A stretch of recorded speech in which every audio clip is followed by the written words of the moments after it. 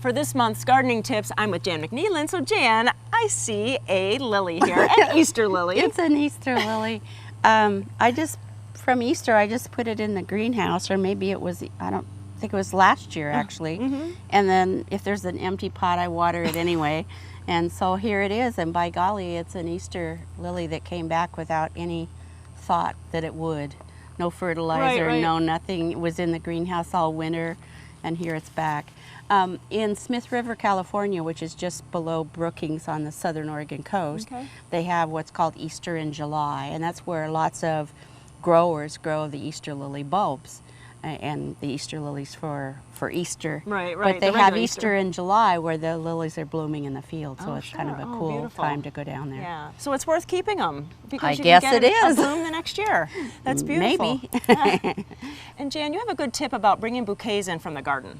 Well, when you cut flower bouquets, or any plants actually, but flowers mainly, make sure you give them a good shake before you bring them in the house, because carpet beetles, little tiny, shaped like ladybugs, but they're like the size head of a pin, they feed on the pollen of flowers. And if you bring in the carpet beetles, you'll end up with carpet beetle larvae, which actually does more damage to clothes than clothes moths do. Oh, wow. So you want to shake them out. And it also will tell you if you've picked an old flower that's not going to last very long. The petals will start to come off.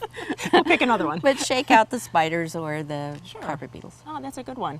And then I know that you have some grafted vegetables, so you're going to tell us about your tomato. Well, this one is a grafted chocolate cherry tomato.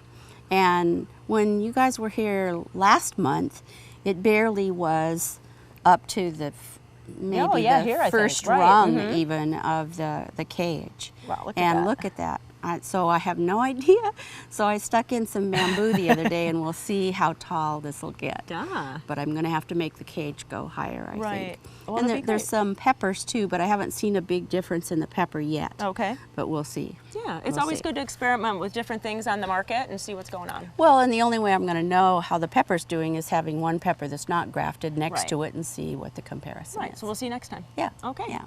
And then you have some publications. I do. There have been a lot of talk this time of year with ants, and this is a publication that it's a Pacific Northwest publication that OSU has, and it can help you identify ants. Yes, this is a carpenter ant, but there's a lot of other kinds of ants. So before you panic and start to treat for ants, find out what kind you have and if it's an issue at all. And we'll have the links to this online. The link, right. And another publication that I was looking at was encouraging beneficial insects in the garden.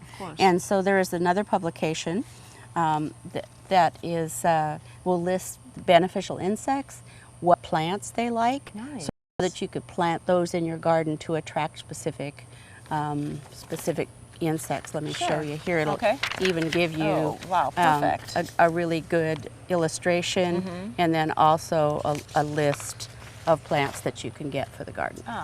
You know, and that's really important because we want to have a lot of produce coming out of the garden, so we want to make sure they're getting pollinated. Right, and so it's just a way to attract more. And then one more is choosing a pest control company that does integrated pest management. It's just a two-page publication that's the IPM is the key, and it tells you what to ask and what red flags to look for. So that if you're wanting to do an integrated pest management and use more natural controls or less toxic pesticides, if you have a company coming in to do it, you'll know what to ask, what to look for, and so that you get what you're really looking for. Of course, you want to be safe. Right. And then it's been really hot. I mean, it's early in the season, but it's been really hot. So what should we be doing for the gardens? Water. We knew you were going to say that. And it's been hard to keep up with watering. So you could use drip systems into pots. This might be the year to do that. Right. And just watch your plants. They'll tell you. Fuchsias will, by the time they wilt, it's almost too late. So Right. don't let things wilt first, Right. but look for indicator plants like hydrangeas, mums, some other plants that'll wilt first, and then you know that your soil moisture is going Right, down. right.